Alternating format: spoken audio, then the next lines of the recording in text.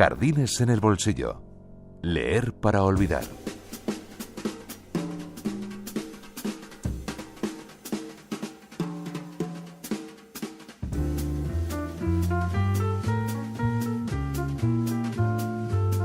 Recuperando imprescindibles.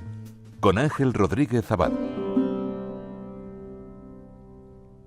Yo me he hecho, estoy muy amigo de Rafael Cansinos Asens en el Café Colonial, todos los sábados. Yo pude haber conocido el ambiente literario de Madrid mucho mejor. Yo me sentía, miembro de esa tertulia de Cansinos Asens. La poesía era una pasión entonces. Nos reuníamos, conversábamos, pero todo aquello tenía de algún modo un sentido religioso. Cansinos Asens era nuestro maestro y Cansinos había fundado el movimiento ultraísta, el más tardío de los sismos. Hoy, Ángel, no tenemos sonido con la voz de nuestro invitado, Rafael Cansinos Asens, pero nos ha parecido oportuno escuchar la voz del Premio Cervantes, Jorge Luis Borges, quien siempre alabó y consideró su maestro a nuestro invitado de hoy. ¿Quién fue Rafael Cansinos Asens? Nació en Sevilla en 1882, murió en Madrid en 1964, a una edad provecta. En realidad fue madrileño honorario, porque aquí pasó toda la vida. Y tenemos el honor de empezar con la palabra de Jorge Luis Borges. Jorge Luis Borges lo conoció en el año 20 en alguna de las tertulias de Madrid, a su vuelta de su estancia ginebrina, cuando Borges era un veinteañero, y lo define como un hombre alto, a Cansinos Asens, de lentos modales corteses, de nostálgica tonada andaluza. Un hombre, dice, que sentía la terrible belleza de cada instante, y Borges siempre lo ha reclamado como su maestro porque era una persona, Cansinos Asens, coleccionador de idiomas, como se trataría de mostrar más tarde, llegaría a ser traductor del francés, del inglés, de Goethe en alemán, de Dostoyevsky en ruso, Las mil y una noches, la mejor versión que existe en castellano es de él, en fin. Borges lo define como un viajero inmóvil que exploró los reinos de la tierra, y verdaderamente Rafael Cansinos Asens era una biblioteca de sabiduría. Quien esté interesado en su figura, pues puede, por ejemplo, leer una novela del año 21, que por supuesto se ha reeditado varias veces, llamada El movimiento VP, así tal como suena. Juan Manuel Bonet, el gran historiador del arte, se ha ocupado repetidamente de la labor de Rafael Cansinos Asens, y en fin, tener de presentador a Borges pues es un lujo. La poesía era una pasión entonces, y en la tertulia de Cansinos Asens no se hablaba de otra cosa. Nunca se mencionaban nombres propios, sobre todo nombres contemporáneos. Él daba un tema cualquiera. Por ejemplo, hablemos de la metáfora, hablemos de la rima, hablemos del adjetivo, lo que fuera, y aquello proseguía hasta el alba este domingo. Y muchos lo acompañamos a su casa en la calle Morería, desde el Café Colonial, y se hablaba de poesía. Eso no quiere decir que él excluyera las discusiones, al contrario, las fomentaba, quería que estuviéramos en desacuerdo con él. Él no quería ser un maestro en el sentido rígido de la palabra.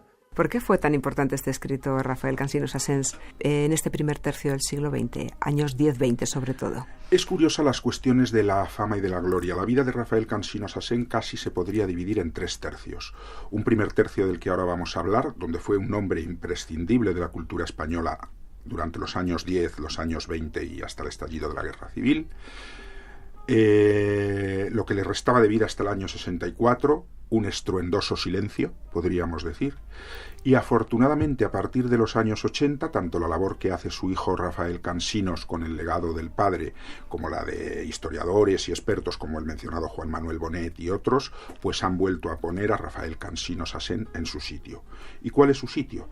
Pues el de quien fue, en esos primer tercio del siglo XX, un observador y agitador de la vida literaria y un secreto celebrador de la palabra creadora, en el sentido de que él solía dar mucha más importancia a la obra de los demás que a la suya propia. Era un gran historiador de la literatura, un articulista, un agitador de las vanguardias, del ultraísmo, también de otros movimientos. Era un perfecto conocedor de la tradición judaica, por ejemplo, y un gran conocedor de toda la literatura habida y por haber.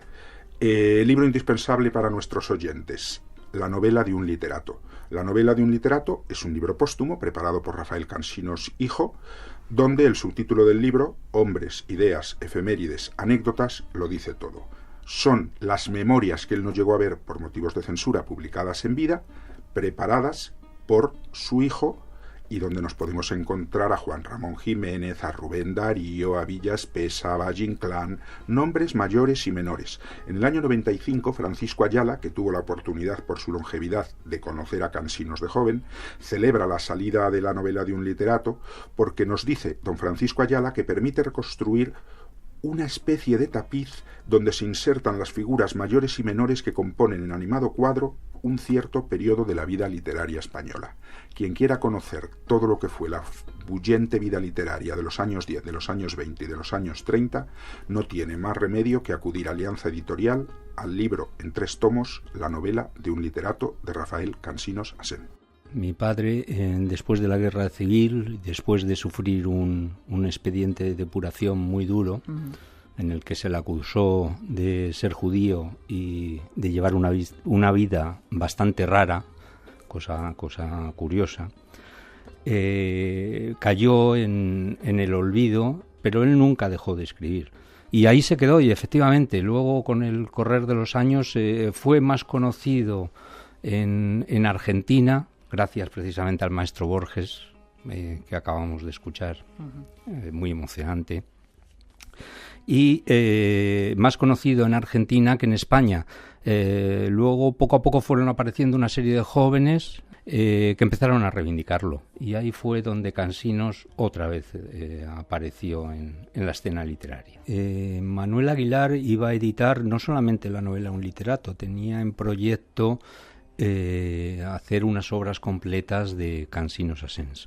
Pero efectivamente, cuando reflexionó sobre las mismas, le pidió a Cansinos que metiera la tijera. Mi padre se indignó muchísimo y, por supuesto, se negó a recortarlas.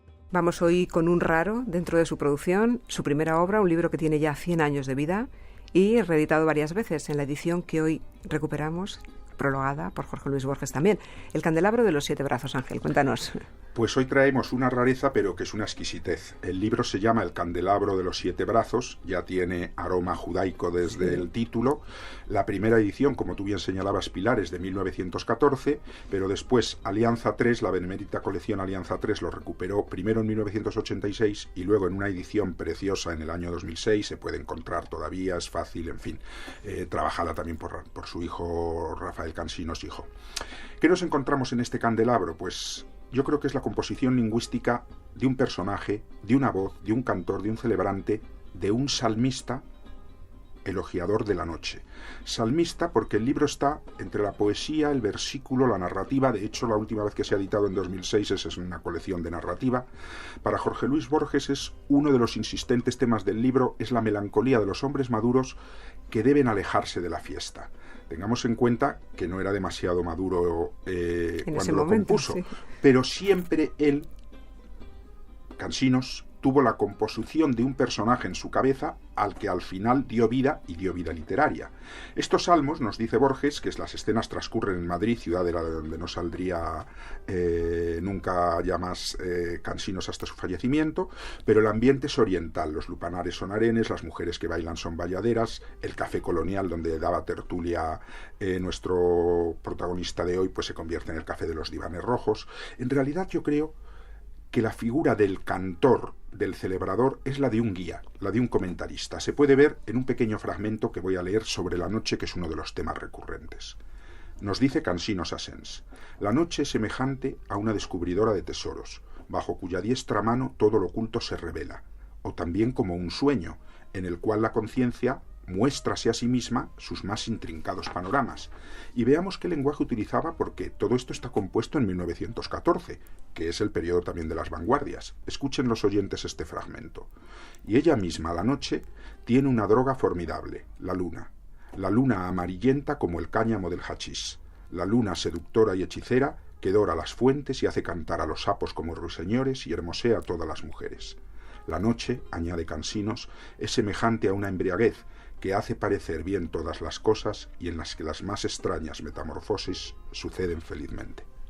A través de las calles En medio de la noche, con los ojos llenos de lágrimas, oigo cantar las codornices en los balcones de las cortesanas, entre la albahaca y las hortensias. Es la hora en que la ciudad tiene una languidez estiva y en que los coches ruedan dulcemente por las calles desiertas. La hora en que las alcobas de las cortesanas tienen sus puertas abiertas a la frescura de la madrugada y en que las cabezas se inclinan nupcialmente sobre los hombros. Además de la nostalgia del hombre maduro, como ya comentabas, ¿qué otros elementos destacarías en este candelabro de los 7 brazos, Ángel? ¿Qué otras cosas podemos encontrar?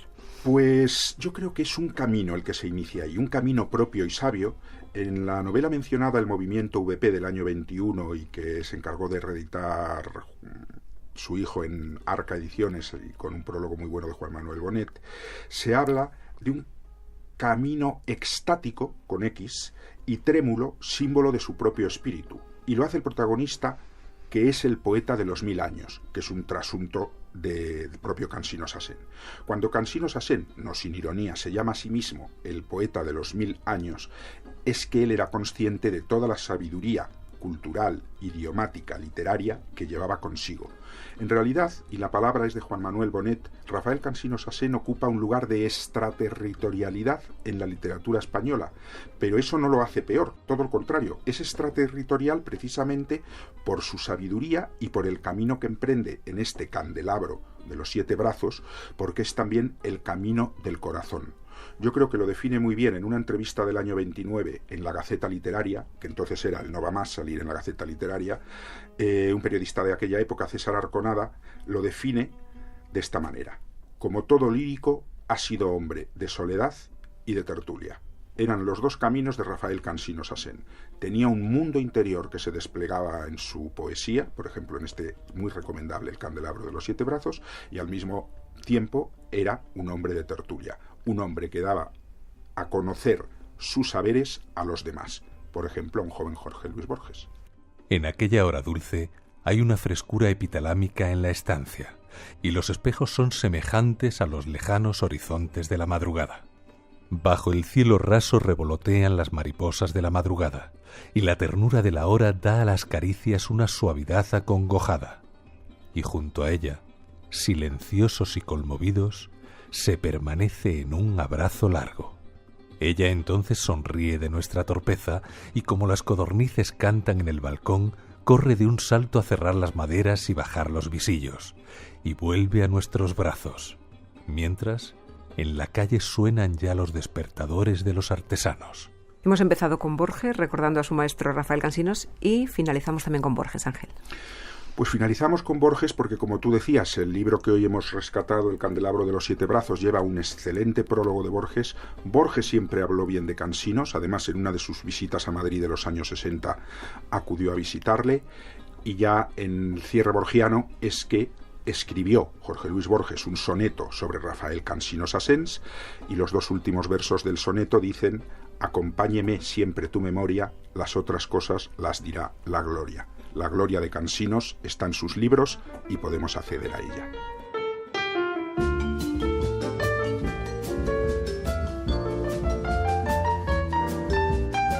Una manera diferente de acercarse a la literatura.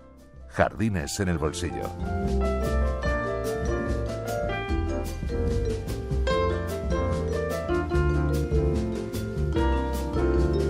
En la realización y montaje, César Díez Azcárate. En la producción, Cristina García Balbás. Y en la presentación y dirección, Pilar Martín.